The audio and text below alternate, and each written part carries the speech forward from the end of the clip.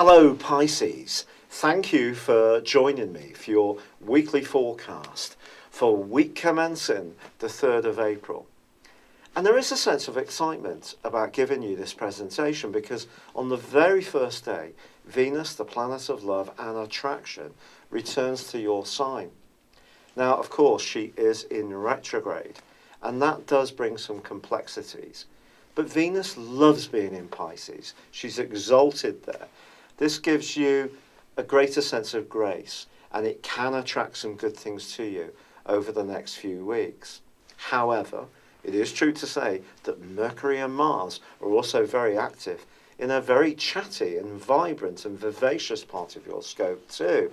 So your personality power can be activated by all this energy.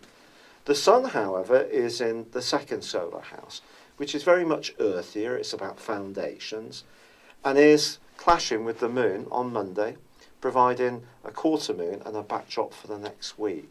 So there may be part of you that wants to splash out, be a bit more self-indulgent, go for a bit of retail therapy, spoil the ones you love, or someone close to you may make a beeline to you, thinking that you should automatically open your coffers to sort out any issues they may have of a financial nature.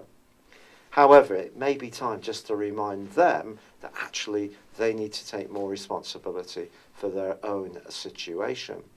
But you've probably read or watched that this month is going to be very much about retrogrades. But it's a retrograde that's already in motion that really does have the greatest impact this week and even the whole of April. And it does concern Venus. So it's possible that you're going to find that more than one person is going to be beating a path to your door. There may be something about your look that you want to change or modify. But Venus is being oppressed by the rather strict energies of Saturn right from the start of this week and all through April. So when it comes to your professional situation, or trying to get the approval, or wanting the approval of anyone that you hold in high esteem, whether it's your parents or colleagues or a boss, charm alone is probably not going to do it. You need to be able to show that you can cut the mustard at a much more down-to-earth level too, because Saturn goes into a retrograde itself for 5.5 months on Thursday.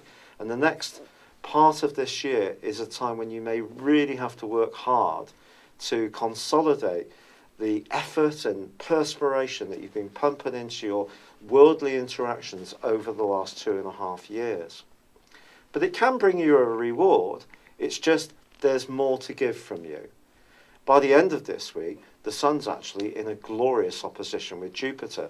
But when it comes to being tempted to indulge, whether it is in a more romantic, sensual and intimate context, or perhaps going after a big ticket item, then this particular aspect just asks you to keep your feet a little bit on the ground, not get too swept away. By the end of the week, Mercury also goes into retrograde. So we have Venus retrograde, Saturn, Jupiter and Mercury. And from the 19th, dear Pluto, the most tiny but influential of the higher octave planets, is also going to start its 5.5-month retrograde too. So there is going to be a sense this month that things are not necessarily going to power along at the rate we'd like. For you, with Mercury, initially, it is going to be things that you're sending, posting, writing. You need to take great care around those.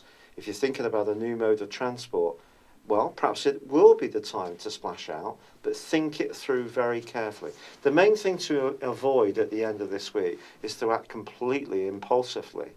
But then a little bit of impulsiveness is probably rather nice at times, don't you think? But for now, thank you for joining me. Good luck and goodbye.